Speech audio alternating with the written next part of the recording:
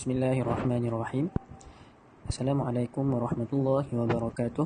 Saya Amir Zahid bin Umar ingin membentangkan tugasan yang bertajuk Mahkamah Sivil dan Mahkamah Syariah. Bagi pendahuluannya, undang-undang adalah yang diperuntukkan, diperintah atau dinyatakan, iaitu satu peraturan atau metod yang mana fenomena atau perbuatannya saling berganding antara satu sama lain. Iaitu undang-undang ni satu perkara yang perlu dipatuhi atau diikuti oleh rakyat, tertakluk kepada hukuman atau kesan-kesannya. Yang kedua, sistem kehakiman Malaysia sebagai sebuah negara persekutuan 14 negeri meletakkan hampir semua kuasa kepada sistem mahkamah persekutuan.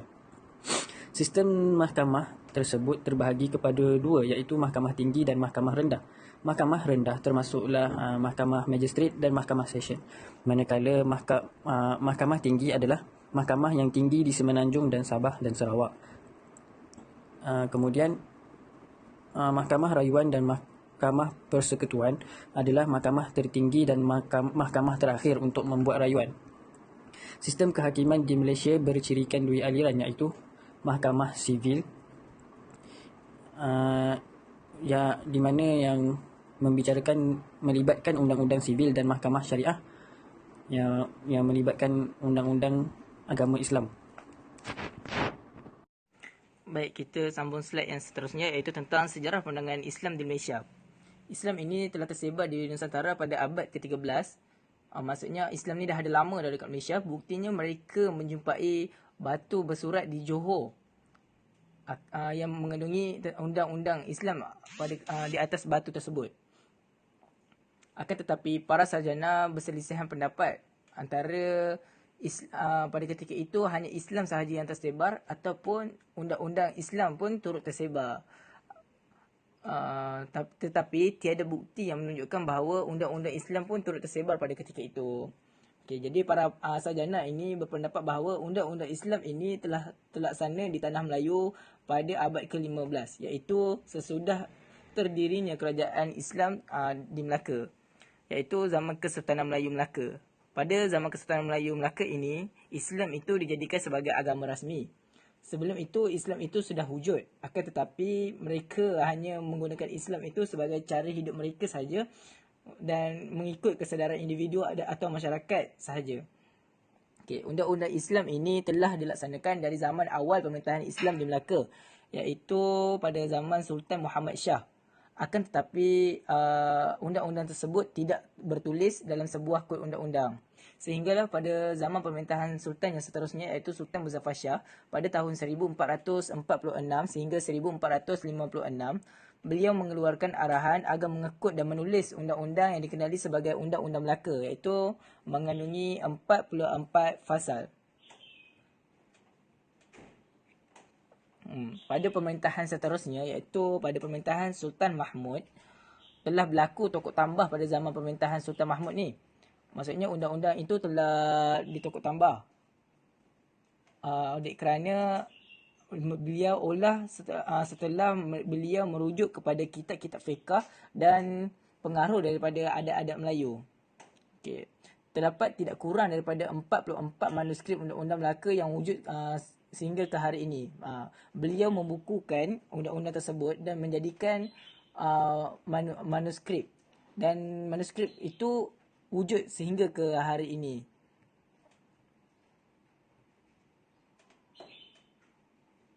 Dan disebabkan manuskrip itu, Melaka menjadi kerajaan pertama yang mempunyai undang-undang Islam secara bertulis. Dan undang-undang ini turut menjadi contoh kepada negara-negara lain untuk mereka menggubal undang-undang mereka kepada undang-undang Islam. Setelah kejatuhan Melaka di tangan Portugis, Sultan Mahmud dan pengikutnya mereka berundur ke Johor, dan undang-undang Melaka ini turut berkembang di Johor dan negeri-negeri lain. Sultan ni bukan saja dia pergi ke Johor. Sultan Mahmud ni bukan saja pergi ke Johor, akan tetapi beliau turut hidup berpindah randa ke negeri-negeri lain. Dan undang-undang ini turut tersebar ke negeri lain. Contohnya seperti negeri Pahang. Di sana wujudnya undang-undang Pahang yang menjadi bukti bahawa undang-undang Islam ini telah dilaksanakan di Tanah Melayu sejak dahulu lagi. Undang-Undang Pahang ini mengandungi 93 fasal. Tapi di dalam 93 fasal ini terdapat juga pengaruh daripada Undang-Undang Melaka. Okey, kita terus isi saya seterusnya, iaitu zaman penjajahan. Seperti yang kita ketahui, Malaysia ini dijajah oleh beberapa negara-negara besar, iaitu seperti Portugis, Belanda, Jepun dan English. Okey. Waktu zaman penjajahan Portugis dan Belanda, mereka tidak mengganggu kedudukan Islam semasa zaman penjajahan mereka. Mereka hanya melaksanakan undang-undang terhadap orang-orang mereka sahaja. Maksudnya undang-undang Islam itu tidak terganggu pada zaman penjajahan Portugis dan Belanda. Kerana Belanda dan Portugis ini mereka datang ke Malaysia hanya ingin mengaut keuntungan sahaja. Akan tetapi berbeza dengan penjajahan Inggeris. Inggeris ini mereka bukan sahaja ingin mengaut keuntungan, malah mereka berusaha untuk melaksanakan undang-undang mereka di Pulau Pinang atas alasan negara itu tiada sistem undang-undang lagi. Dan mereka mengklaim mereka orang pertama yang sampai ke Pulau Pinang dan mereka orang pertama yang wujud di Pulau Pinang pada ketika itu. Dan sebab itulah mereka boleh melaksanakan undang-undang Inggeris, undang-undang mereka di Pulau Pinang. Bukan itu sahaja, Inggeris juga turut menubuhkan mahkamah-mahkamah dan melantik hakim-hakim daripada orang-orang mereka.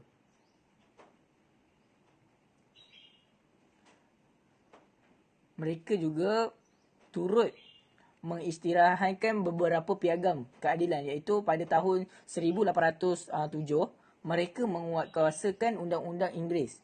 Maksudnya dalam perundangan Malaysia pada ketika itu turut ada campur tangan, tergabungnya undang-undang Inggeris pada ketika itu. Pada pengisytiharan yang kedua, iaitu piagam keadilan kedua pada 1826, Inggeris ini membawa undang-undang England. Seperti yang kita tahu, Malaysia telah dijajah selama 447 tahun dan sistem pentadbiran undang-undang banyak dipengaruhi oleh sistem undang-undang England. Disebabkan pengisytiharan yang kedua inilah kita ikut undang-undang England. Maksudnya, apa-apa jenayah yang berlaku di Malaysia, kita akan merujuk kepada undang-undang yang terdapat di England untuk untuk mahkamah menjatuhkan hukuman. Dan pengisytiharan yang ketiga iaitu piagam keadilan ketiga, iaitu pada 1855 mereka menyusun semula mahkamah di negeri-negeri selat.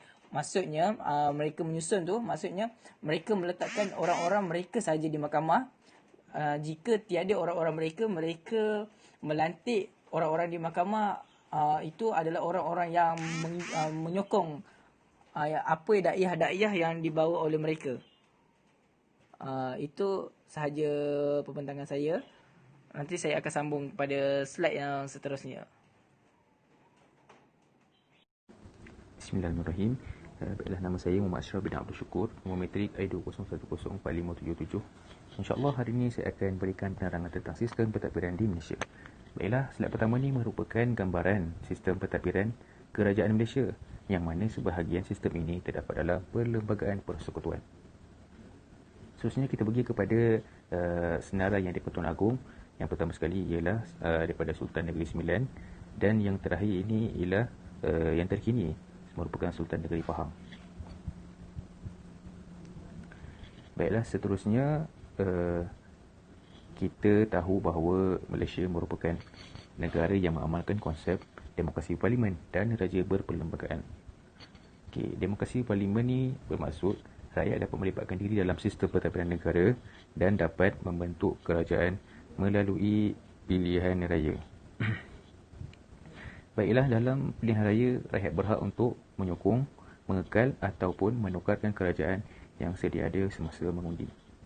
Baiklah, raja berperlembagaan pula merupakan satu sistem pemerintahan beraja mengikut Perlembagaan Malaysia. YDPA dipilih daripada kalangan 9 raja-raja Melayu secara bergilir dalam tempoh 5 tahun sekali. Okey, Yang di-Pertuan Agong juga merupakan ketua bagi 3 badan kerajaan, iaitu Badan Perundangan, Badan Eksekutif dan Badan Kehakiman. Baiklah, seterusnya ialah perlembagaan. Perlembagaan ini merupakan undang-undang tertinggi yang menjadi asas pembentukan negara. Dalam perlembagaan ada 183 perkara yang telah dipersetujui oleh Kepimpinan Malaysia.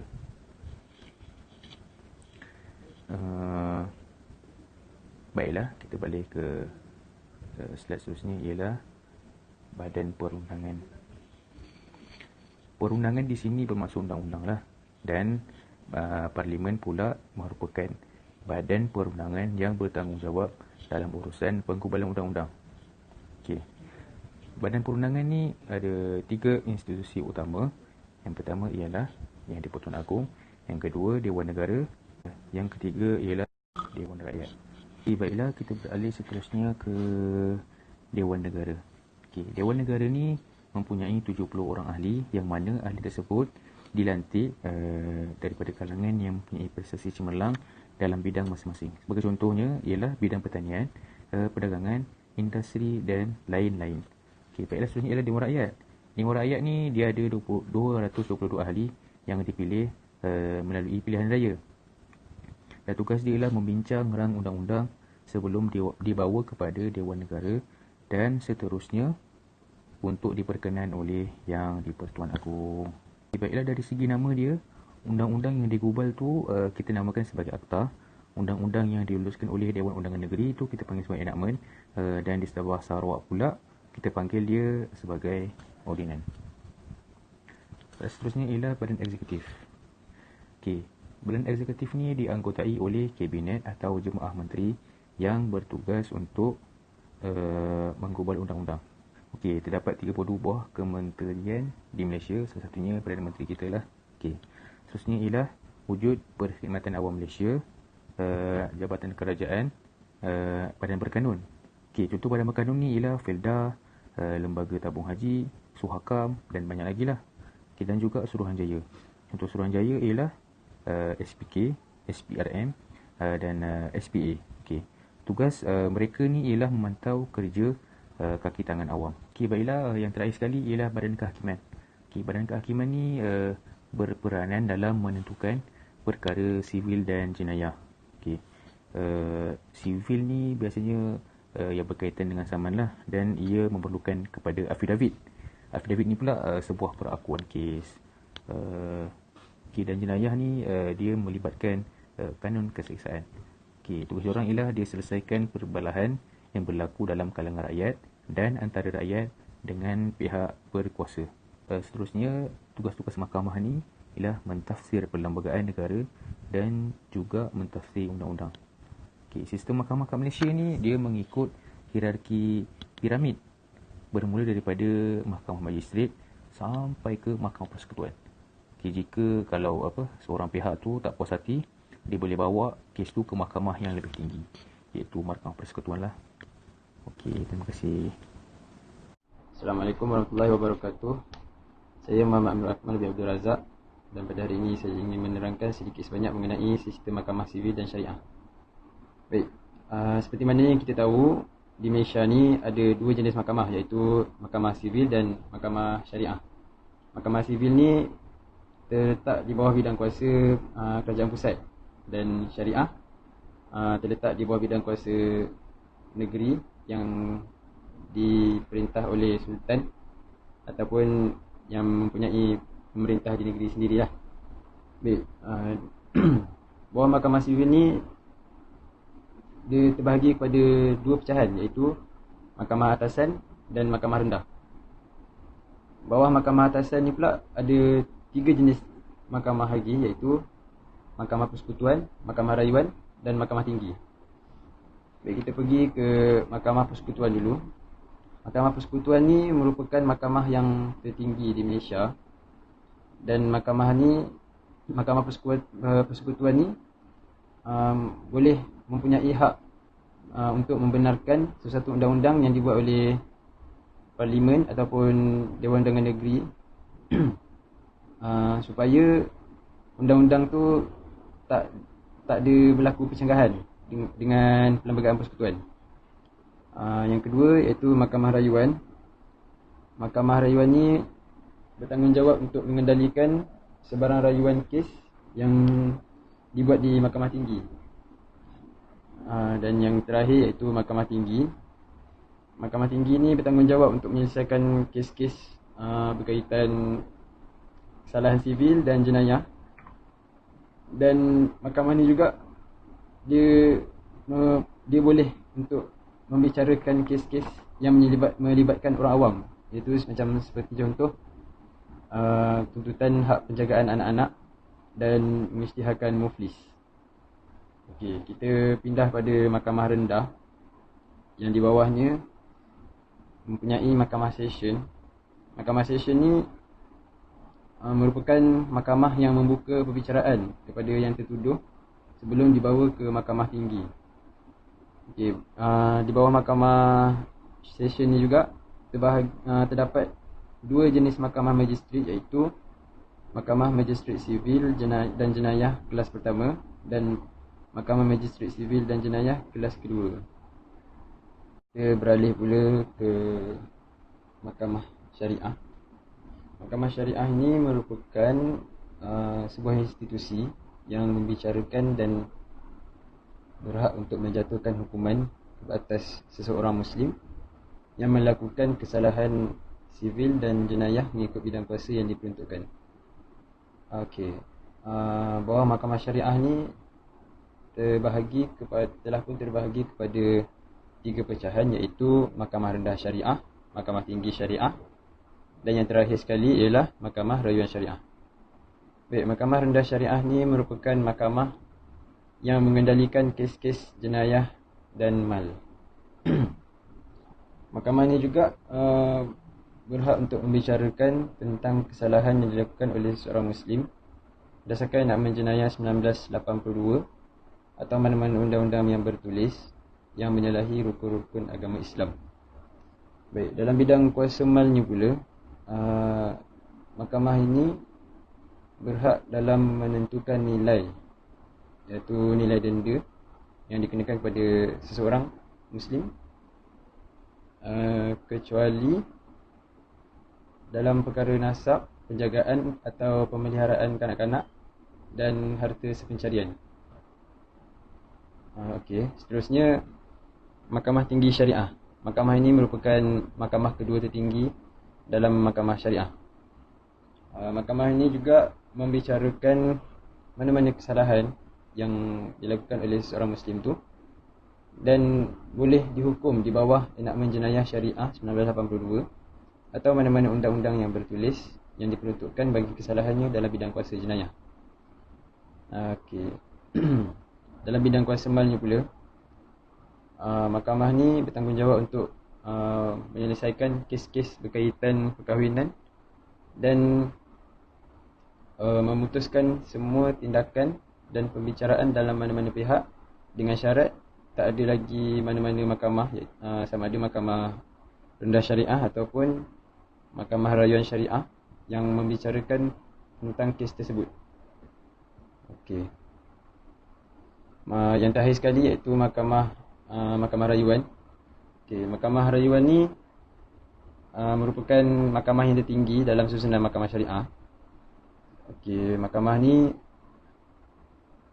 sangat berkuasa atas kedua-dua mahkamah yang terdapat dalam mahkamah syariah ni, iaitu mahkamah rendah syariah dan mahkamah tinggi syariah. Okey, mahkamah ni juga berhak untuk menentukan keputusan yang dibuat oleh kedua-dua mahkamah tersebut.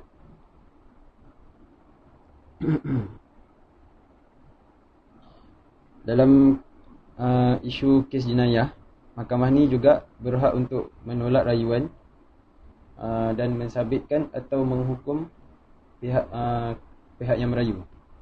Dalam perkara mal pula,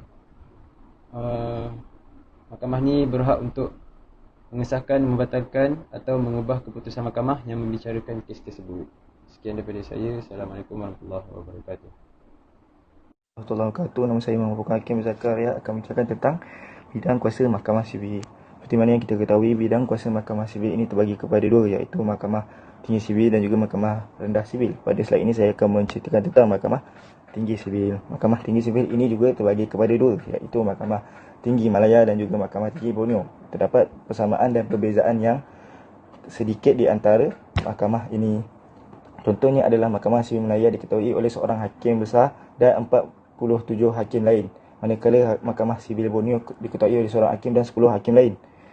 Okey, Untuk poin pertama adalah menyelesaikan masalah kes jenayah yang berkaitan hukuman mati.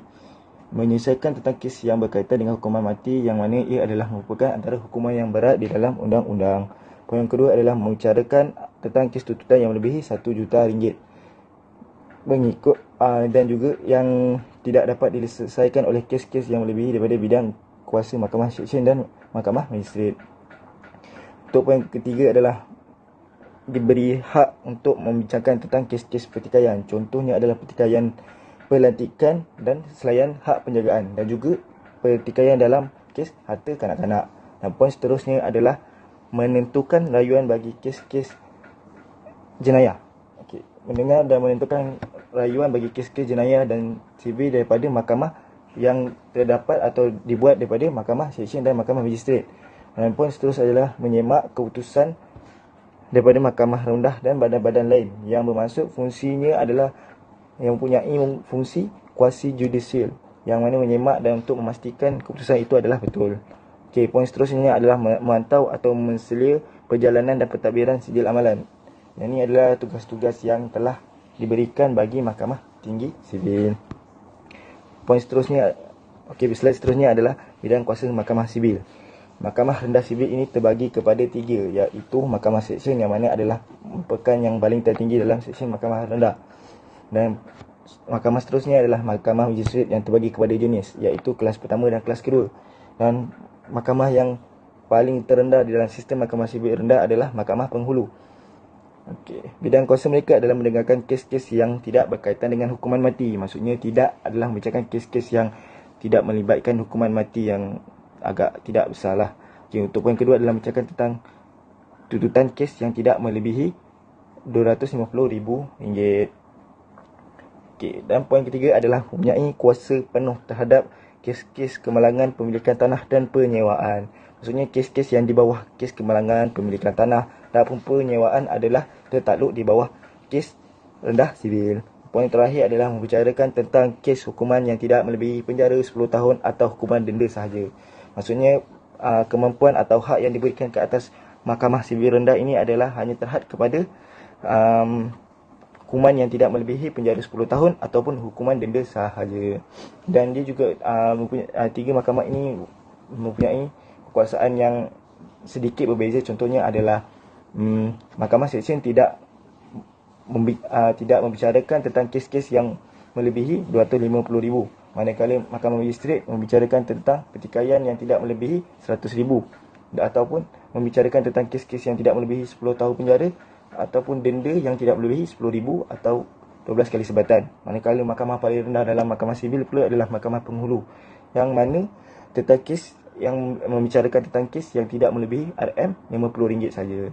Okey, sekian daripada saya. Dan tentang bidang kuasa mahkamah syariah, yang mana kita ketahui mahkamah syariah adalah tempat bagi hal-hal perundangan yang berkaitan dengan agama Islam. Bidang kuasa mahkamah syariah ini juga diberi nama Al-Wilayah, yang punya iktihad atau kuasa bagi mendengar dan memutuskan kes yang berkaitan dengan agama.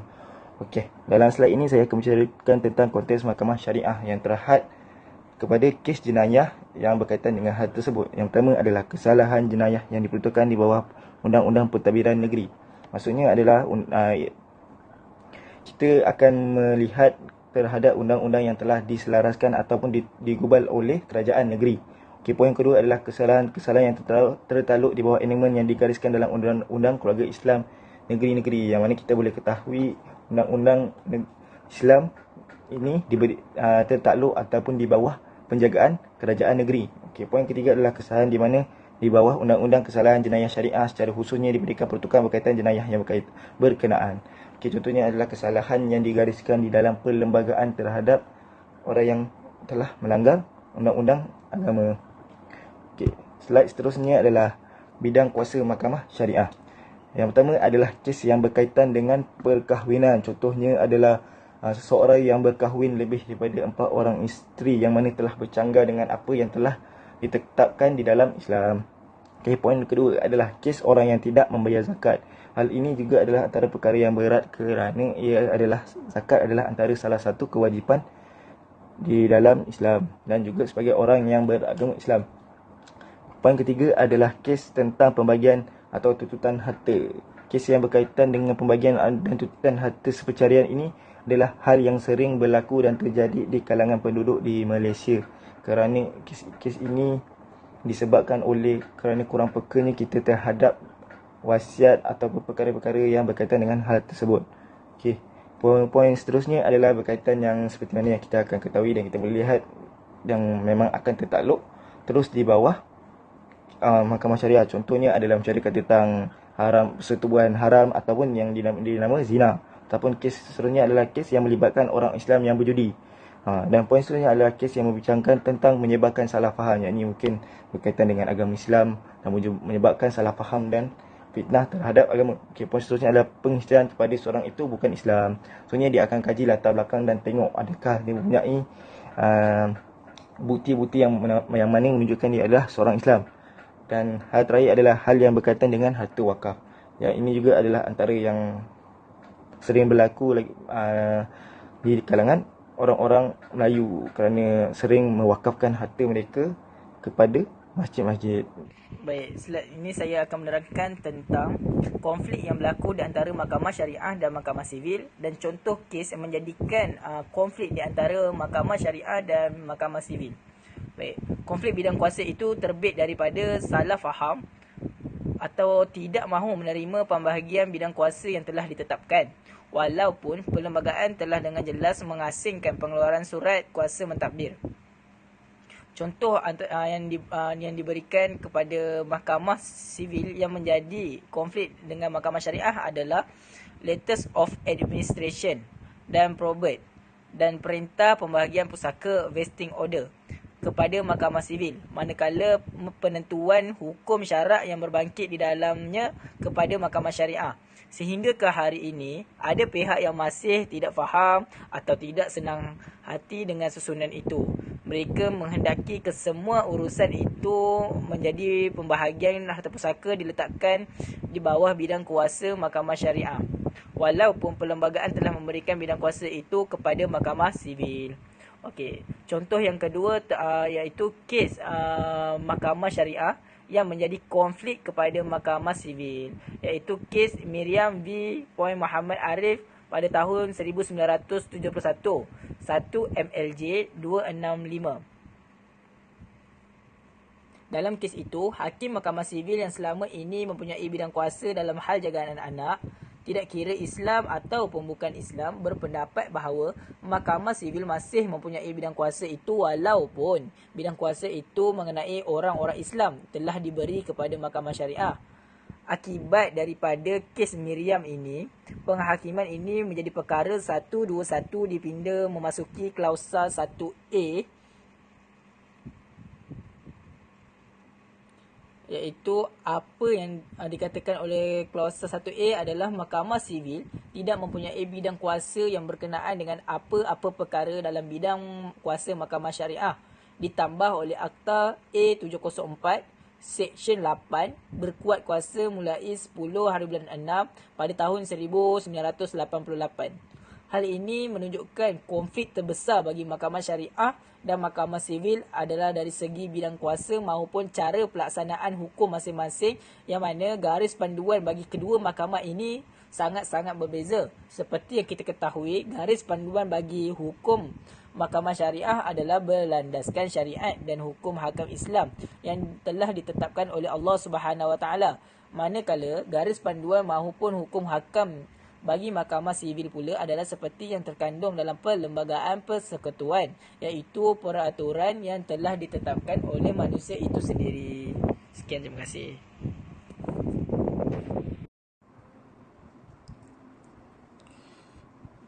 Untuk kesimpulan, sistem perundangan di Malaysia melibatkan dua jenis mahkamah yang berbeza, iaitu mahkamah sivil dan mahkamah syariah. Walau kedua-dua mahkamah ini mempunyai bidang kuasa dan martabat yang berbeza, kedua-dua mahkamah ini berperanan penting sebagai tunggak perundangan Malaysia. Walaupun terdapat beberapa lagi isu konflik antara bidang kuasa antara dua mahkamah ini, tetapi walau bagaimanapun usaha dan penambahbaikan yang berterusan jika dijalankan usaha dan penambahbaikan yang berterusan, pasti isu ini akan dapat ditangani.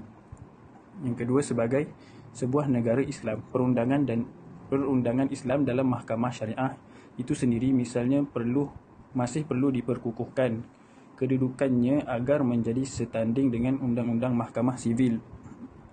Setiap mahkamah mestilah mengikut bidang kuasa ataupun kes yang diperuntukkan untuknya sahaja. Kemudian keputusan yang dibuat hendaklah tidak bercanggah dengan perlembagaan, kerana perlembagaan merupakan undang-undang yang utama yang perlu untuk semua patuhi.